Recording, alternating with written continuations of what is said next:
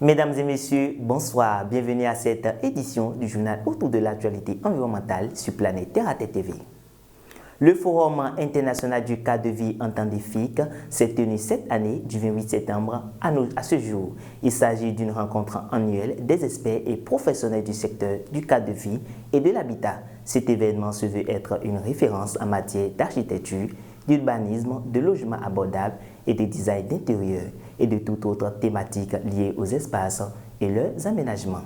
Aude Myriam Salanon était sur les lieux.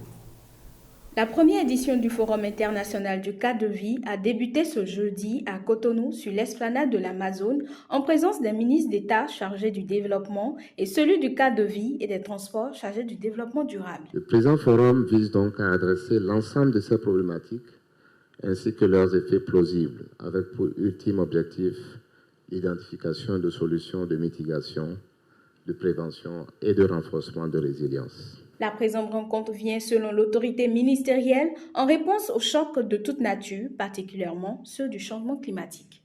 Pour le PAG, du cadre de vie, les conditions d'un dialogue constructif qui confère progressivement la durabilité et la résilience nécessaires pour permettre à notre cadre de vie de faire face aux chocs de toute nature, particulièrement à ceux du changement climatique.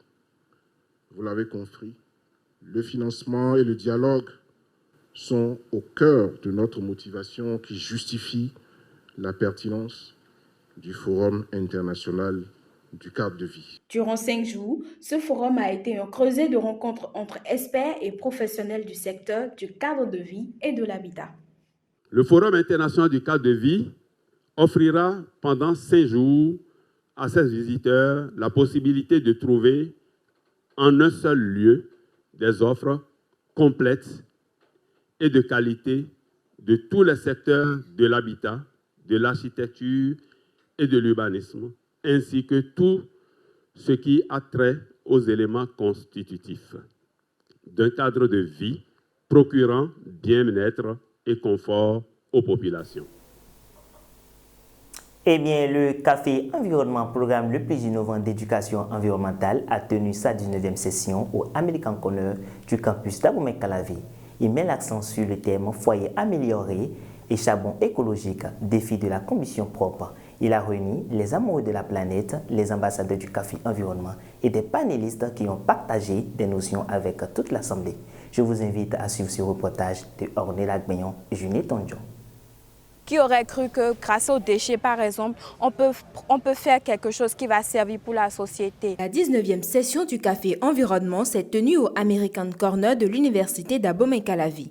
Le thème du mois était « Foyer amélioré et charbon écologique, défi de combustion propre ». Chaque année se tiennent 10 sessions du Café Environnement de janvier à octobre et nous nous donnons 2 mois pour repartir de plus belle dès l'année qui suit à partir de janvier. Aujourd'hui, nous allons parler de foyer amélioré de charbon écologique et de tout ce qui concerne la combustion propre. Le charbon écologique, encore appelé biocharbon, charbon vert ou charbon végétal, c'est un combustible qui protège l'environnement. Le charbon de bois, tel qu'il est connu, s'il est fabriqué avec du bois coupé provenant de nos arbres, le charbon écologique, quant à lui, est produit avec les résidus agricoles. On ne peut pas parler de charbon écologique sans parler des foyers améliorés, ce qui nous a amené à exposer, à présenter les caractéristiques, n'est-ce pas, de ces foyers améliorés et de la façon dont on peut les utiliser avec ces charbons écologiques. Que ce soit dans le rang des panélistes ou des ambassadeurs, le message de la promotion des énergies renouvelables est passé. Déjà, j'ai beaucoup appris sur les charbons écologiques et j'ai compris réellement que nous avions plein d'opportunités pour économiser, pour protéger l'environnement. Et ça fait également l'un des thèmes sur lesquels je travaille pour un film à venir. Donc ça a été l'occasion pour moi d'échanger avec ceux qui sont déjà dans ce domaine et ceux qui ont déjà un savoir-faire donné pour la protection de l'environnement. Le message d'aujourd'hui, c'est de mettre en valeur les charbons écologiques qui sont fabriqués aujourd'hui, qui ne sont rien d'autre que le recyclage des déchets qui nous encombrent à la maison.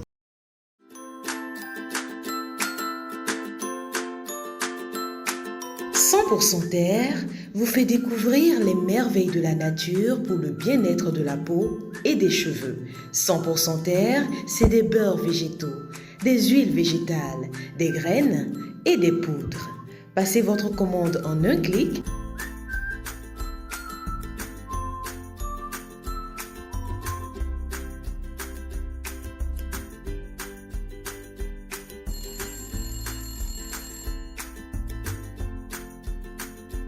« 100% Terre, le bonheur est dans la nature. 100% Terre, un produit de Terre à Terre Bénin. » Une visite guidée sur le navire d'action maritime BAM Tornado a été faite jeudi dernier aux professionnels des médias béninois. Elle entre dans le cadre de l'escale du navire espagnol pour une mission de présence maritime coordonnée de l'Union européenne en commun accord avec les États du Golfe de Guinée. Le dit navire a été mis à disposition de la Marine nationale espagnole le 19 juillet 2012 et a pour but principal de contribuer à la sécurité maritime. Reportage.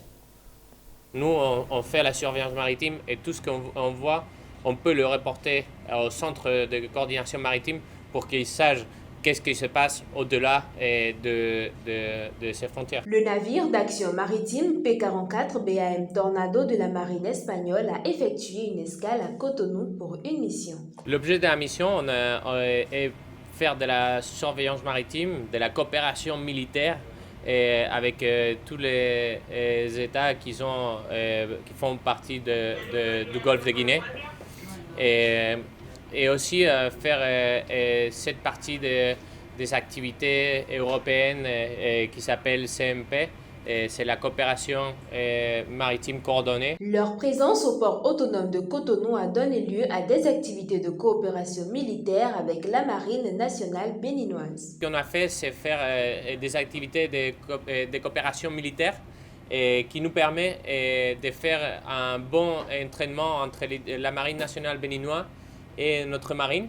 C'est une excellente opportunité pour nous parce que si jamais on aurait dû participer avec eux dans une opération à la mer, les niveaux d'entraînement entre les deux marines seraient excellents. Le Tornado est doté de 2 moteurs électriques, ce qui favorise la réduction des émissions de gaz à effet de serre. Ce bateau a 2 moteurs électriques. On a 2 moteurs principaux et on peut être propulsé par des moteurs électriques. On peut lutter contre la contamination et on peut se maintenir d'une manière très écologique parce que le consomme de diesel est très peu comparé à des turbines qu'il y avait sur des autres bateaux de l'armada espagnole. L'équipage du Tornado était au Bénin depuis le 25 septembre dernier. Sa présence témoigne d'une coopération bilatérale entre les forces navales des États du Golfe de Guinée et de l'Union européenne. Le chef des opérations du Tornado est au micro de Ornella Agbeignon. On peut faire un bon exemple, ça serait à la route. Et à la route, il y a toujours des policiers et ça fait que le trafic à la route soit plus sécur, non? Nous, si on est à la mer, ça sera toujours beaucoup plus sécur. Et la sécurité maritime sera beaucoup plus assurée avec notre présence et notre jeu. Nous, dès qu'on rentre à la zone, on se met à disposition de la Marine nationale de Bénin. Et sans doute, on est ici pour essayer de maintenir cette présence maritime qui puisse faire face à tout cet environnement qui peut être par des moments compliqués. Les capacités de ce bateau, sa principale mission, c'est la surveillance maritime. La surveillance maritime est une des tâches plus connues pour tous les pays qui ont de l'accès à la mer et c'est très important. Mais ici, au bateau, on peut avoir presque 90 personnes au bord du bateau. On a un garage pour garer un hélicoptère. On a un flight deck pour faire des opérations de vol avec un hélicoptère.